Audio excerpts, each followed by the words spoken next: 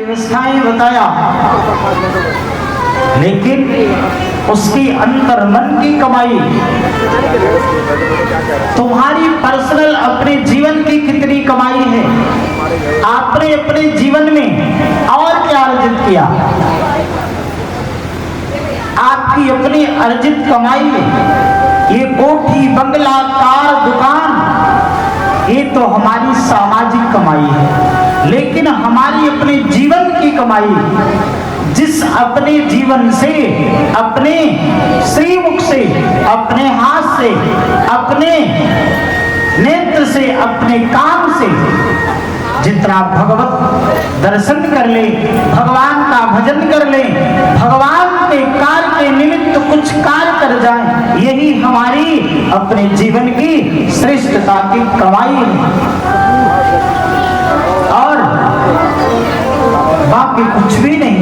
देवर्षि बाबा नारद ने गोकर्ण के इस बात को सुन करके आत्मदेव से कहा, पिताश्री ये आपका अपना है तो क्या, धर्मं भजस्व सततम त्यज लोक धर्मान् सेवस्व साधु पुरुषं जहि काम तृष्णा। पिताश्री भगवान का आश्रय लो और भगवान का भजन करो, यही अपने जीवन का सबसे श्रेष्ठ मुख्य सूत्र है। तुलसी बाबा ने इसी श्लोक को अपने लेखनी में कहा, क्या, करे से करहूं विधि नाना, करे से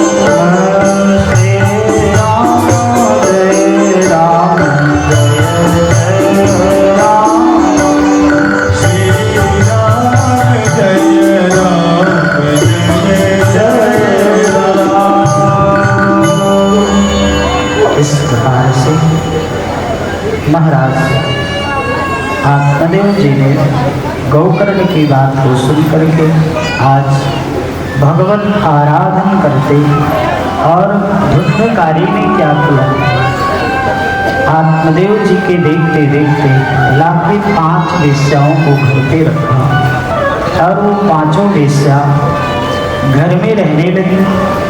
आज वेश्याओं ने सोचा एक दिन ये पकड़ा जाएगा, राजा इसको दंडित करेगा। उन वेश्याओं ने क्या किया, सोते हुए धुंधकारी के मुख में अग्निज्वाला तो दुखेन व्याकुलो निधिनं गता। आज वही बेटा धुंधकारी जो आत्मदेव ब्राह्मण का 5 वेश्याओं को घर में लाके रखा, और जैसे 5 वेश्याओं को घर में लाके रखा, वेश्याओं ने क्या किया, जलते हुए अंगार को उठाया और उसके सोते हुए मुख में अग्निज्वाला तो दुखेन व्याकुलो निधिनं गता।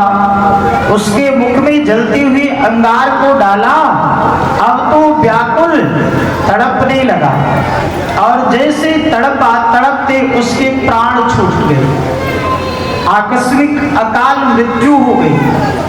और जैसे उसकी अकाल मृत्यु हुई, इसकी धुंधकारी आत्मदेव ब्राह्मण के बालक थे, वो तो महान प्रेत हो गया। आकस्मिक अकाल मृत्यु हुई, अकाल मृत्यु होने वाले बालक की वो तो प्रेत बनता है, अब ये भयंकर प्रेत बन गया। ये बात गौकर्ण को पता चला। गौकर्ण ने क्या किया, गया में जाकर के इसकी श्राद्ध कर दिया और गया में श्राद्ध करके आज घूमते हुए पुनः अपने घर वापस आ रहे हैं।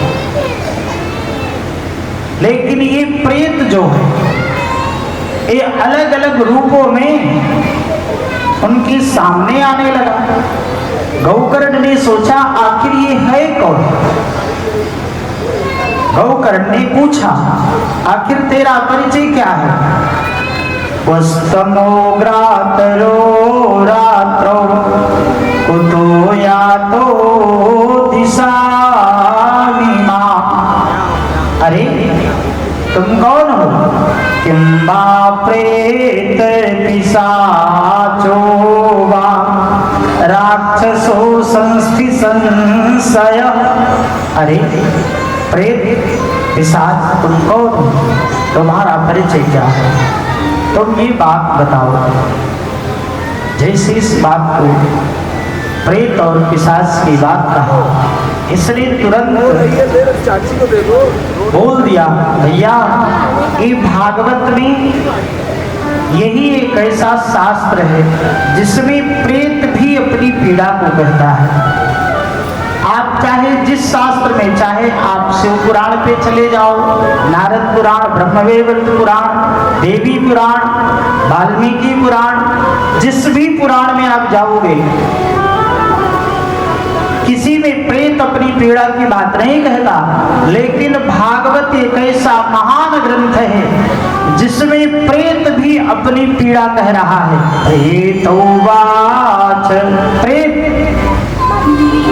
भला प्रेत कहीं बोलता है क्या, लेकिन यहाँ प्रेत भी अपनी पीड़ा कह रहा है, अपनी बात को कह रहा है। क्या, अहम भ्राता त्वदीयोऽस्मिन् धुंधकारिति नामतः स्वकीनेव दोषेण ब्रह्मत्वं नासितं मया। अरे भैया मैं आपका भाई धुंधकारी हूँ और मैं इस कारणवश प्रेत बन गया। अहो बंधो कृपा सिंधु। अरे भैया आप तो कृपा के सागर हो, करुणा के सागर हो, आप कुछ मेरे जीवन में मंगल करो। ये बात कौन कह रहा है, धुंधकारी। किससे, अपने भाई गौकर्ण से कह रहा है। गौकर्ण ने कहा, अरे हमने तो तुम्हारी गया में जाके श्राद्ध कर दिया, भला गया में जाके श्राद्ध करने वाले की अभी मुक्ति नहीं हुई। फिर कह रहा है धुंधकारी ने, फिर क्या उत्तर दिया, भैया आप एक बार नहीं 100 बार गया जाओ और 100 बार गया जाकर के श्राद्ध करो, फिर भी मेरी मुक्ति होने वाली नहीं है। अरे भैया यहाँ एक बार गया चले जाते हैं और गया में जाकर के पितरों का पिंडदान कर देते हैं, पितर मोक्ष की ओर चले जाते हैं, और आप कहते हो आप एक बार नहीं, गया श्राद्धम सतेर्नापि मुक्तिर्नैव भविष्यति। आप एक बार नहीं 100 बार गया में जाके श्राद्ध करोगे, फिर भी मेरी मुक्ति होने वाली नहीं है। कहा अच्छा तो महाराज फिर मैं कल आपके लिए उपाय करूंगा। ये बात किसने कहा? गौकर्ण ने कहा, ठीक है आज की रात्रि व्यतीत करो, कल प्रातः काल होने दो, तुम्हारे इस प्रेत योनि से छुटकारा। 100 बार गया में जाके श्राद्ध करने से जिसकी मुक्ति नहीं होती है, उसके लिए मात्र एक उपाय है, जो भागवत श्रवण करा दे। अगर किसी के घर में परिवार में अकाल मृत्यु हो गई हो आकस्मिक, उसके निमित्त आप खाली उसका चित्रपट रख करके भागवत श्रवण करा दो, उसकी भी मुक्ति हो जाती है। सभी के घर में प्रायः कुछ न कुछ किसी न किसी की, बेटा की, बेटी की, किसी न किसी की। महाराज अगर घर के दूर का भी कोई है, अगर उसको भी उसका भी चित्रपट रख करके भागवत श्रवण करा दिया जाए, वो आपका कोई संबंधी नहीं है, कोई रिश्तेदार नहीं है, और अगर आपके द्वारा उसके जीवन में मुक्ति मिल गई तो इससे बड़ा जीवन में और क्या। इस प्रकार से ऐसा आज आत्मदेव के पुत्र गौकर्ण ने कहा, कल प्रातः काल में इसके लिए उपाय करता हूं। धुंधकारी तुम आज रात्रि व्यतीत करो। प्रातः काल हुआ, सूर्य नारायण उदयाचल से उदय हो रहे थे, और जैसे उदय हुए गौकर्ण ने क्या किया, सूर्य नारायण भगवान के रथ को रोका और सूर्य नारायण भगवान से प्रश्न किया, पूछ लिया, कहा महाराज इति तुभ्यं नमो साक्षिं ब्रूहि मे मुक्ति हेतुकम्। इस पूरे जगत के साक्षी है तो कौन? सूर्य नारायण भगवान है।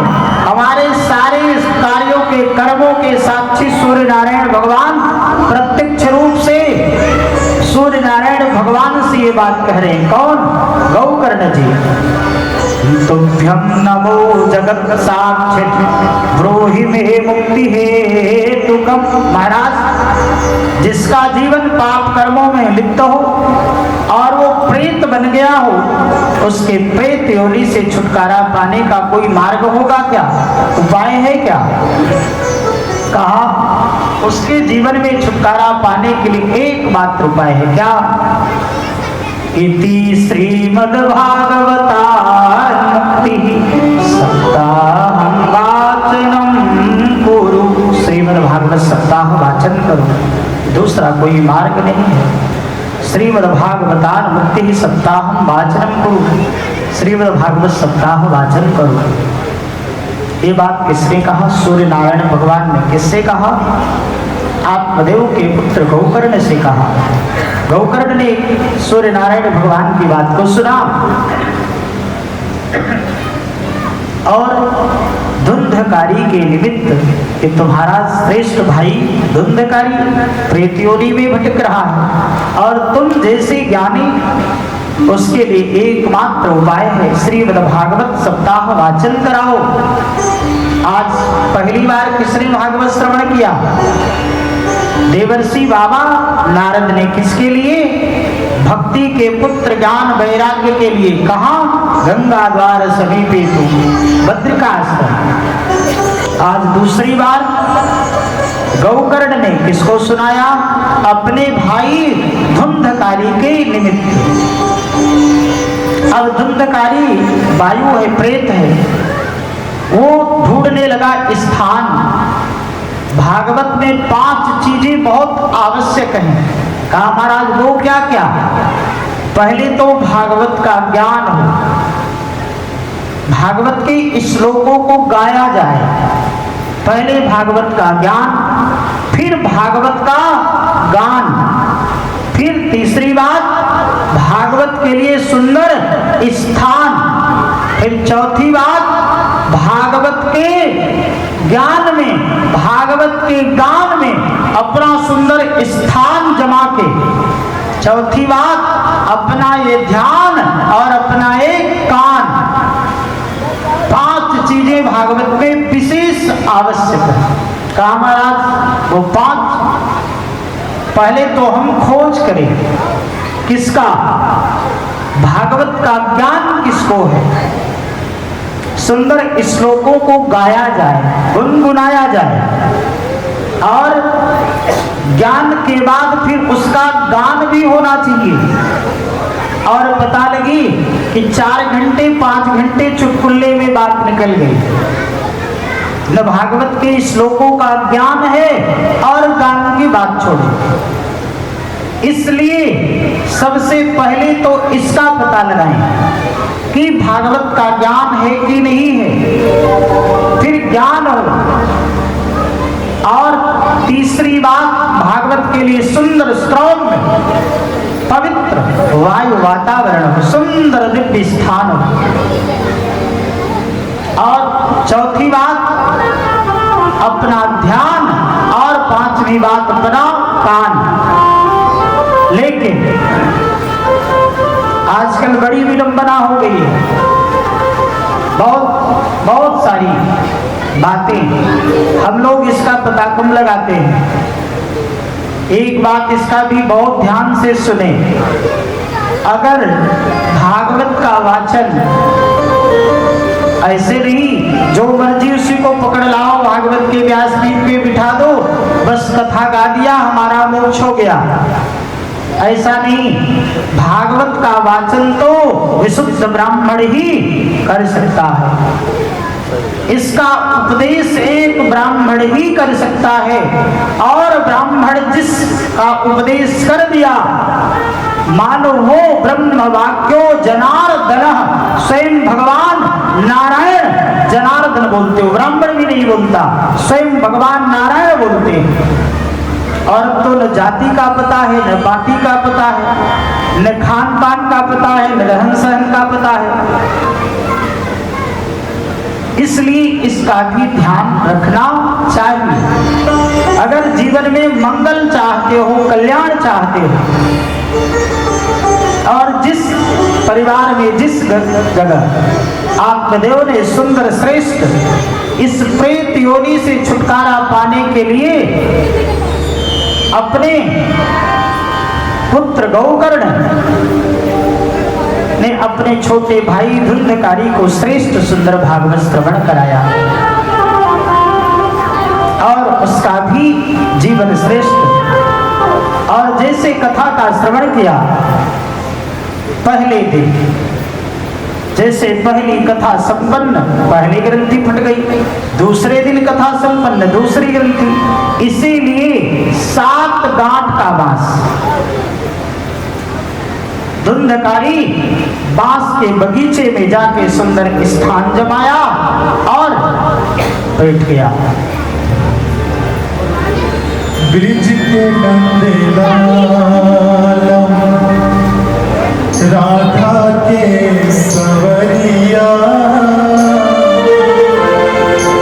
सब दुख दूर हुए जब तेरा नाम लिया।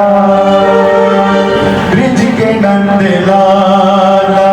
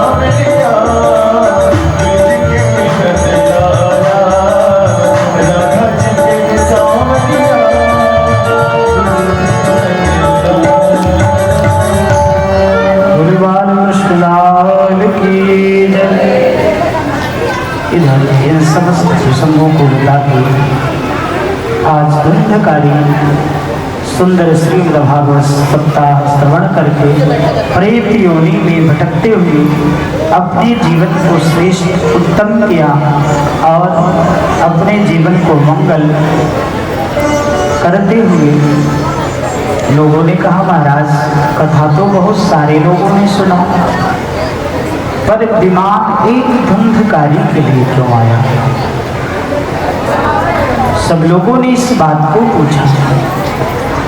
कहा, महाराज कथा तो कई लोगों ने सुना, पर विमान एक धुंधकारी के लिए। कहा, महाराज धुंधकारी के लिए इसलिए विमान आया,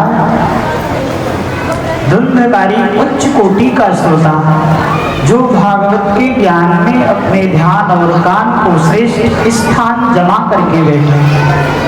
3 प्रकार के श्रोताओं की श्रेणी को बताया। उच्च कोटि का श्रोता पहले धुंधकारी हुआ, दूसरे नंबर का श्रोता जो कथा में आकर के सो जाते हैं। आपको डल्लभ के गद्दे में नींद नहीं आएगी, पर आप कथा पंडाल में जैसे पहुंचोगे और कथा शुरू हुई कि इतनी मीठी नींद आएगी मानो शायद आपको एसी के कमरे में डल्लभ के गद्दे में वो नींद कभी नहीं आई होगी जो नींद आपको कथा पंडाल में आएगी। तो पूछा, महाराज नींद क्यों आती है? कहा, जहां सुख मिलेगा, जहां आनंद मिलेगा, वहां ही तो नींद आएगी। दूसरे नंबर के श्रोता जो कथा में आके सो जाते हैं। तीसरे नंबर के श्रोता जिससे सुपारी काटते हैं, वो कथा में आते हैं, कथा की बात समझ में नहीं आती है, वो सुपारी की तरह बात का खंडन करते हैं। ये चुटकुले कहानी सुनने में समझ में आते नहीं, कथाएं श्लोक समझ में आता नहीं, और नाना प्रकार की बातों में उनके मन भटकते रहते हैं। इस प्रकार से कहा, महाराज उच्च कोटि का श्रोता कौन? धुंधकारी। धुंधकारी के लिए एक सुंदर श्रेष्ठ विमान आया और भगवान के धाम के लिए धुंधकारी यानी प्रेत होकर के भी, वायु होकर के भी अगर सुंदर मन लगा करके उसके निमित्त भी कथा करा दी जाती है, उसका भी जीवन श्रेष्ठ हो जाता है। ये भागवत की महत्वता है, ये भागवत की श्रेष्ठता है। और आपको एक नहीं कम से कम 50 उदाहरण मेरे पास है। जिस परिवार में अकाल मृत्यु हुई, उस परिवार में अगर भागवत की कथा हो गई, उस परिवार में तो मंगल ही मंगल ठाकुर जी करते हैं।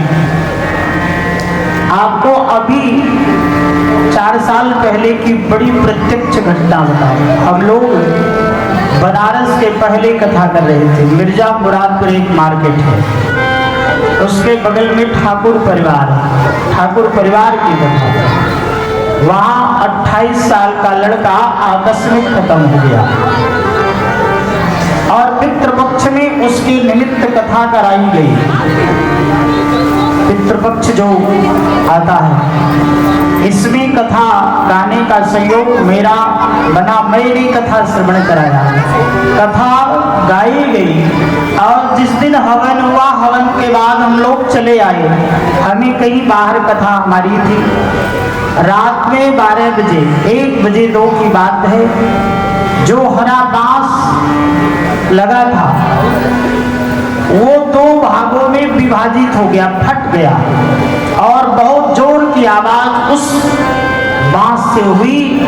और जो प्रेत था, जो बालक था, वो अपने माँ के चरणों में रो के, आज मेरे जीवन का लक्ष्य, आज मेरे जीवन में बहुत सुंदर यह अवसर मिला, मुझे मेरे निमित्त कथा कराई गई, मुझे कथा का संयोग सुनने का बना और मैं आज परमात्मा के धाम के लिए जा रहा हूँ। ये वह ऐसे व्यक्ति सब कार्य संभव कर सकता है। देवर्षि बाबा नारद ने व्यास जी को अपनी आप बीती बात बताया। अरे व्यास जी, मैं संत देवर्षि नारद खड़ा हूं ना, आज मैं ये ऋषियों की संतों की कृपा से, संतों ने मेरा नाम किया, नामकरण किया। मैं रामदास था और बाल्यावस्था का, आज उन संतों की कृपा से मेरे जन्म लेते मेरे पिता स्वर्गवासी हो गए। मेरी माँ अकेली संतों के आश्रम में लेके गई, संतों ने मेरा लालन पालन किया, संतों का सत्संग श्रवण करते, और आज मैं संतों की कृपा से देवर्षि नारद की उपाधि मुझे मिली, संत की कृपा से। भला आप क्या नहीं कर सकते? अवश्य कर सकते हो। व्यास जी को अपनी आप बीती बात बताया। किसने? देवर्षि बाबा नारद ने। अरे आप सब कुछ कर सकते हो। व्यास जी को समझाया, व्यास जी ने कहा ठीक है। और आज भगवान के भागवतों की रचना का लेखन किया। किसने? व्यास जी ने। और लिख दिया, यदा मृदे कौरव संजयानां वीरस्वथं वीरगतिं गतेषु वृकोदरस्य सगदाभिमर्शने भगने रुदण्डः धृतराष्ट्रपुत्रः। एक बार कौरव और पांडवों का युद्ध शुरू हुआ, और यदा मृदे कौरव संजयानां वीरस्वथं वीरगतिं गतेषु, जब कौरव और पांडवों का युद्ध शुरू हुआ, बड़े बड़े वीर वीर गति को प्राप्त हुए, और उसमें वीरस्वथं वीरगतिं गतेषु वृकोदरस्य गदाभिमर्शने